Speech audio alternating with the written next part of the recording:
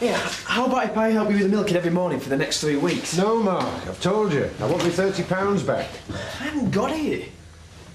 All right, I admit, when I borrowed the money, I hadn't thought about how I was going to pay you back. Well, like I said, we'll have to come to some arrangement. I mean, how much pocket money do you get? £3 a week. OK, well, how about you giving me £2 a week for the next 15 weeks? How am I supposed to live on £1 a week? Well, that's your problem. All right, £1 a week for the next 30 weeks. How about 25p? No, that's my last offer. Now, I lent it, I call the tune. £1 a week, right? Right. Yeah, look, how about if I help you with the milking tonight? Oh, thanks, Mark. I'd appreciate that. Won't make any difference, though. Still £1 a week. Morning, Chris. Up bright and early, I see. I couldn't sleep. Thought I might as well come in. Not that it's done any good. I can't see any way out of it. First things first.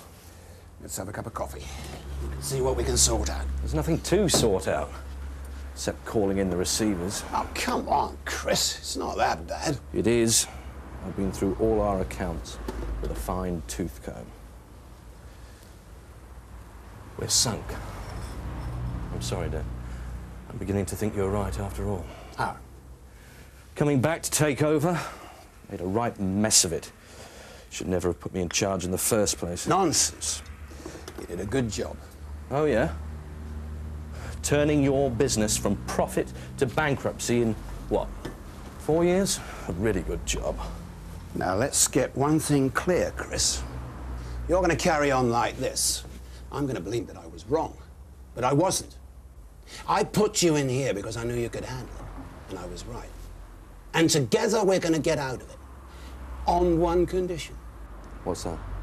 That you stop worrying about what's already happened and start concentrating on what we're going to do. OK. Come on, Reg, it's only £30. I told you, Mark, I haven't got it. But Jack's been really heavy. It serves you right. You should have thought about paying it back before you borrowed it. Don't you start. That's exactly what he said. What am I going to do? Get a job. Sell your bike. Beg. Take out an overdraft. Where's he taking you now, then? He's choosing 1 or 2 bits and pieces from Eric Pollard at the auction to decorate the pub with. Says he'd value my opinion.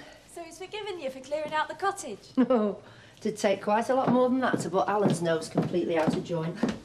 Besides, I wanted to get my own back on him a bit. His face was a real picture when he saw that van. Oh, no, we should have my camera. Thing is, with Alan, you can't do things by halves, otherwise he thinks he can walk all over you. Yeah, I hope he's not going to do that with my mum. What do you mean, Elsa? When he starts properly with the wool pack, she's going to have to run the fish and game farm practically single-handed. Is she? Yeah. She's found her feet really quickly. She seems to know more about it now than I ever did. Got Seth under control. She'll end up knowing more about it than Mr. Turner. Really? Yeah, he told her she was the best helper he'd ever had there. Oh, did he now? Made me feel really good after slaving away for him for the last year. I know what you mean, love. I'll see you later. Bye. Be able to manage all right without me for another morning? Oh, I expect we'll just about pull through. Where will you be if I need you? Well, I'm going out buying antiques with Mrs. Bates. Yeah, she has a very fine eye. As I do myself, of course. She certainly had a very fine eye for all the stuff she shifted up at Emmerdale. Oh, now, come on, be fair. It was hers in the first place. And where would young Nick and Elsa have been without it? True. Yes, I always feel it's as well to let bygones be bygones. Otherwise, one becomes very bitter. And after all, she was a first-class worker. I would never have been able to start the fish farm without her. Oh, but by the way, if Charlie Aindow or any of his colleagues phone, you won't let on where I am, will you? Look at him, isn't he sweet? Ah, it'd be delicious with a bit of mint sauce and roast potatoes. Oh, Michael, you've got no soul. Prefer a bit of rosemary and garlic myself. How can you say such a thing? Look at him. Poor little lamb. Doesn't she want you then? I'll have to take him home. There's a whole flock in the kitchen at this rate. You'd never think that this was the same woman who nearly passed out a year ago at the thought of having a lamb in the kitchen, would you? Oh, there's only Larry so far. Larry? Aye. Larry the lamb. Hiya. Ali said you wanted me. Oh, yeah. Do you and Michael fancy doing a bit of lemon juicy this evening? Yeah, sure. Well, if Sarah and I stick with the organic flock, and you look after the others. No problem. Oh, look at him. Isn't he lovely? Oh, she's at it now. Oh, watch it, Rachel. They'll start going on about mint sauce again if you're not careful. Oh, well, at least it's not been experimented on, that's one thing. Oh, she's off again. You know, you're getting as bad as Archie Brooks, you are. Oh, so suppose you think it's all right to force beagles to smoke all day? Look, none of us smoke, so it's not to do with us. That's not the point, Oh, take no Michael. notice, Rachel. They're typical farmers. A cow's not a cow, it's walking money. And there I was thinking you were a full-blooded farmer now. I am. I just hope I never get as hard-bitten as you two, that's all. Come on, Rachel. Let's settle this little fella in the kitchen. He obviously needs a woman's touch. Well, I must say I do pride myself on my ability to pick a quality item. Even if you pay through the nose for it. Morning, Henry, how are you? Feel happier if I could find somewhere to sit down and read my newspaper in peace. Actually, I didn't do too badly, Caroline. I certainly shelled out a lot less than Charlie Aindar would have had me do. Oh, Henry, there'll be a delivery coming tomorrow from the auctioneers. You know, a few bits and pieces. Oh, well, you better be here to deal with it, then. Oh, and Charlie Aindar's wrong. Twice. Oh, well, that can wait. Caroline, let me show you what we're doing. We're putting a new kitchen in through there so that we can serve high-quality gourmet meals. That's something you do know about, Alan. And then, of course, there's my new python. Ooh, python pie, eh? Very gourmet. No. I mean the piping that the brewery put in for the beer and lager. Let me show you. Oh, do I have to, Alan? I mean, isn't one pipe pretty much like another? I don't need to see them, do I? Nonsense. State of the art.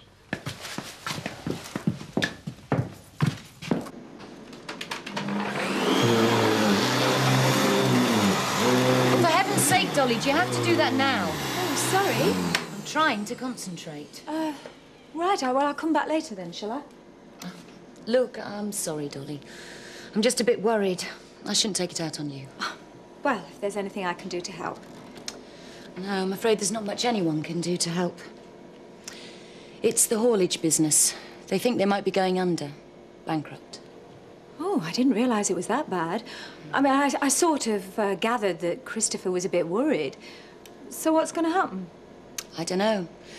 Frank and Christopher are trying to work something out today. I've been trying to ring them, but the phones are constantly engaged. I just wish I knew. Well, if there's anything I can do to help. Make some coffee? It's about all we can do. I don't see how people can let this sort of thing happen. I mean, nobody cares. That's not fair, Rachel. Isn't it? But what do you do? Or Jack? A bit of organic farming. And that's just because you think it makes you more money. Hang on. Jack wanted to do organic farming because it was healthier for the animals and for us. And so did Kate. Yes, I know. But it's not enough, is it? I mean, do you know what they do to test out suntan oil? And all Jack and Michael can do is jokes about mint sauce. Oh, they don't mean anything by it, Rachel. I know, but nobody means anything, do they? Well, I do. I'm going to do something about it. Something. You'll just have to wait and see. You're not involved in anything stupid, are you? Look, I'm just fed up of all this talk and no action. You're looking bright enough. Mrs. Bates is looking after Alice at night, so we've both been able to get a proper good night's sleep. Mrs. Bates is looking after Alice. Yeah? She doesn't seem to be crying as much either. It's as if she knows. Knows what? Well, that me and Nick aren't on edge, shouting at each other every 2 minutes. It's all very well you letting Mrs. Bates look after Alice at night, but you don't want her to get too used to someone else dealing with her. Mum? Well, it'll only make it more difficult for you when she goes back to Scarborough. But in the meantime... But in the meantime, nothing. Well, you're her mother. She needs that bond, that sense of security. They can't be doing with all and sundry seeing to them. It's not good for her. Yeah, well, I wish Mrs. Bates had arrived a bit earlier. Look at Alice. She's really calm and peaceful for the first time. Well, that was smashing, Alan. It was very impressive, but could we have a cup of tea or something? It's freezing down there. Well, there's so much more to it, you know, than I ever imagined.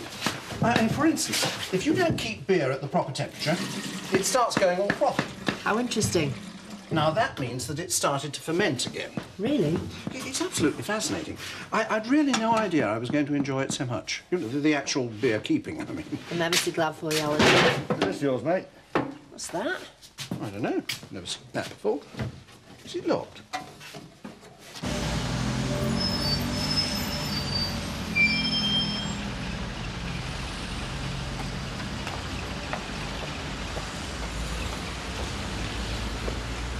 Thanks very much. Wilkinsons say we can use their maintenance facilities. At what price? That's very reasonable. Here, I've written their figures down. Well, I guess we have to make the hard decision now. Who are we going to lay off and when? Well, we don't need the mechanics anymore. Now we can use Wilkinsons. Oh. Well, I'd have thought if we can cut down to just 6 units, we can manage with contract drivers. I mean, we won't have to worry about national insurance or tax, or pay them when they're not working.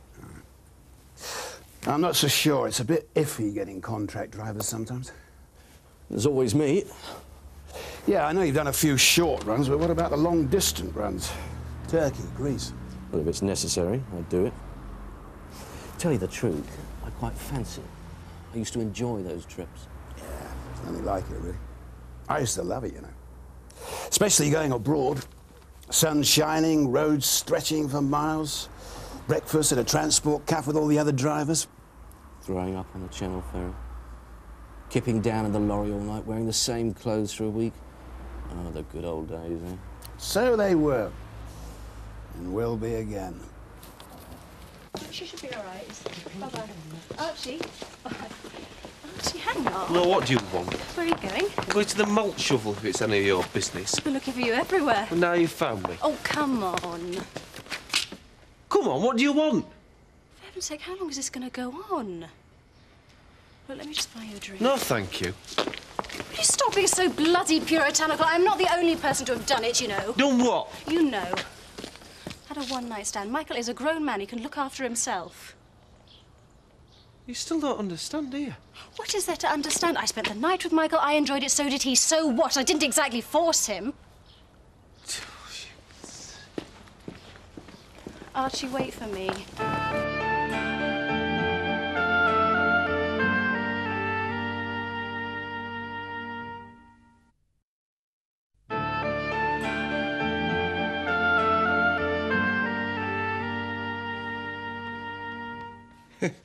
He must have forgotten him, daft old beggar. Oh, I wouldn't have thought so. There's a lifetime's work here. Perhaps he forgot where he put them all. More likely he thought he'd packed them up before he left. Hey, listen to this. Once more, the impact of great events struck a chord in the imaginations of our quiet village community. What was once only a metaphysical conceit, in the minds of our illustrious 17th century poets, took actual shape today, as Yuri Gagarin completed man's first orbit of the Earth. Milk sour again. We'll have to have words with Jacob Sugden. These could be quite a feature, you know. People could come in and see them. Oh, right. Lots of local colour in these. Just look at you two. These are Amos's private diaries, you know. You shouldn't really be going through them. Alan. Yes. Yes, you're quite right, Caroline. Now, come on, Henry, put it back. Hang on. I'd better be off anyway. Right, well, thank you for all your help earlier on. It was a pleasure, Alan. I enjoyed it. Don't see me out. Bye-bye. Bye, love. Bye. Bye.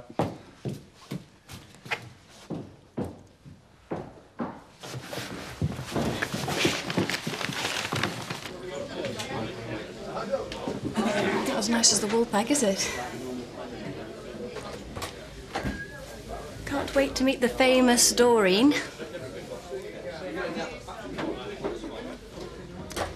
Is that how you really feel? Your mother just used you, Archie. She didn't care how you felt. That's right. Not like that. You told me that you didn't use Michael. You don't care about him or how he feels. That's not true. Yes, it is. It was just you, weren't it, playing your stupid games? Trying to prove that you're better than Rachel, show everybody how clever you are. You didn't even really fancy him, did you? No. All right, I was wrong and I'm sorry, but that's got nothing to do with you and me. I thought we were friends. Yeah, so did I, till he did the same thing to me. You knew how I felt about my mother.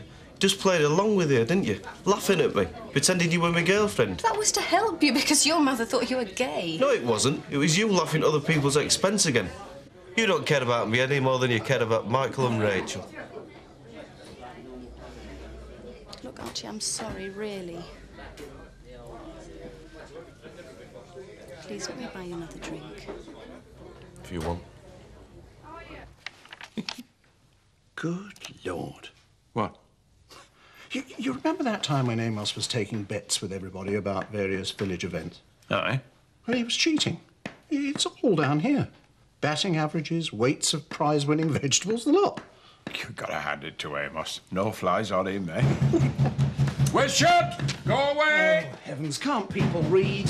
There's a damn great notice on the door. Ah, Charlie. Come in. I've been trying to contact you all morning, Alan. Didn't you get my messages? Yes, I'm sorry. I was a bit tied up. I was going to ring you later. Really? I thought you were avoiding me. I was starting to think you might have changed your mind.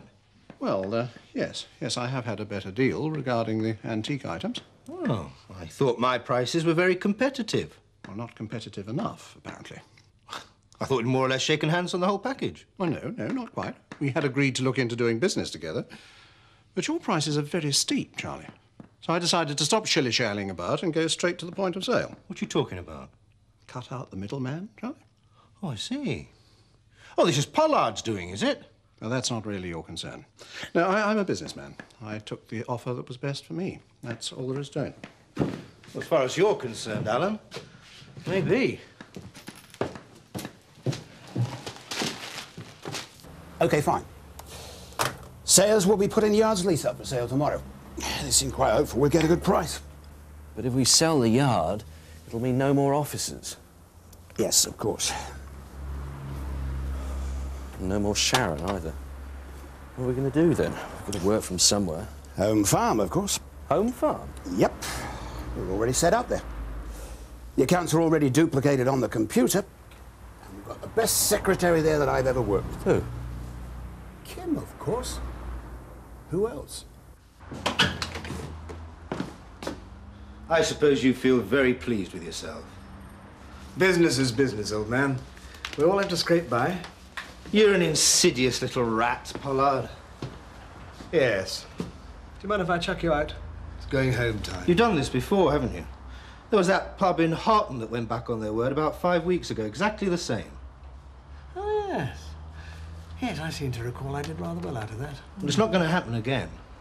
Nobody does me out of 2 deals, especially not you. Look, do you mind? I've had an awfully long day. I don't need to sit here and listen to you. I've done nothing wrong. I've just proved myself to be a better businessman than you, that's all. As you say, Eric. Oh, by the way, I've ordered an audit on the market books.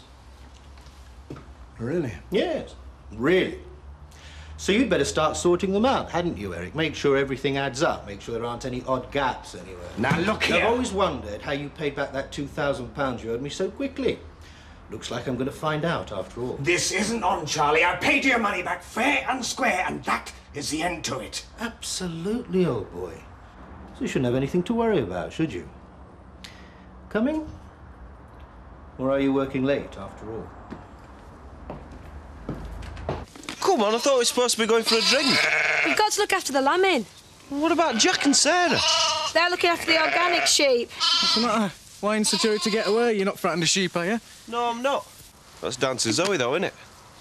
Oh, well, I suppose everybody's got a good point somewhere. Well, I'm not so sure about that. How long is this business going to go on? Well, I'm not going to do anything about it. Look, I think Zoe behaved just as badly as you do, you know, and I'm not making excuses for her, but she knows she's been stupid, especially about that stuff outside the shop. Why, what she said? That she's sorry. Well, she hasn't said anything to me or Michael. Yeah, well, I suppose it's not that easy for her, is it? Look, she's brought it on herself. She's going to have to learn to live with it. So you're not prepared to forgive and forget, then? Why should I? Look, I suppose... Well, I do feel a bit sorry for her. Sorry for her? Look, how do you think you'd be if you got a rich daddy who pandered to your every whim, gave you everything you ever wanted? You'd end up stuck up and selfish, wouldn't you, like there, Chris? Look, Zoe's not like that. Yes, I know she isn't, but we've got to make allowances for her, haven't we? I mean, she knows she's been stupid and she's really upset about it. She can't treat people like that. Well, maybe she's learned a lesson. Well, I think she has. I'll believe it when I see it. You what? Lend me 10 quid. Ah, you're a cheeky little monkey. Well, you have to be, don't you? It's called enterprise culture. You give me 10 quid now, you'll have 30 back by the end of the week. Plus this 10 quid. How? Trust me. Well, I'm tempted, just to see if you can do it. It's guaranteed. No gambling. As if. All right, on one condition. What's that? You come and help me with lambing for an hour or so. Give Sarah a break. Fine, no problem. I must be crackers. Here. Don't let on to Sarah. It's a deal. This is disgusting. I don't know how they can do it. I don't see how people can work in these places. I mean, look at these beagles. But you don't know how accurate it is. I mean, they might just be making stuff up. How do they know what's going on in them places? They can't be making this up. It's too awful. You shouldn't believe everything you read. I thought you were interested, Michael. Yeah, well, I am, in a way. It's just... I don't know whether I want to get involved. They don't do it for a joke, you know. There are reasons for it. Yeah, I know there are reasons. Beagles are very placid. They don't bite. No, I meant reasons for the experiment. It might be the only way they can find things out. Test medicines. They can test medicines without using animals. It's just more expensive. I know I'd be interested in this. Zoe. I'm not having her involved. She'd be dead keen. She loves animals. I don't care. I thought we needed all the people we could get. Well, Michael can help. I don't know that I'm that bothered. I mean, it's all a bit over the top, this animal rights stuff. Oh, come on, Michael. There's a big laboratory outside Skipdale. They hold them down in collars like medieval stocks. And all this because of some stupid cosmetics. You can't tell me you support that. He thought he had them packed. Yeah. He was concerned that nobody should read them. Oh dear, oh dear. Listen to this. May the 3rd, 1979. Today, Margaret Thatcher was elected as Prime Minister. The first woman Prime Minister we've ever had. I cannot say I approve of a woman running the world's oldest and finest democracy, but I suppose the will of the people must prevail. I've always thought the voting age should never have been lowered. Now, my egg was too hard yet again this morning. It really is time that Mr. Wilkes learned to boil an egg properly. Yes, well, maybe we should put them away. Alan? No, we started now, No, maybe we shouldn't look. Mrs. Bates was right. Come on. No, hang on. What? Good Lord. What? How on earth could Amos possibly have known this? What? No, look, this passage here. I don't believe it. It can't be true. I bet it is, you know.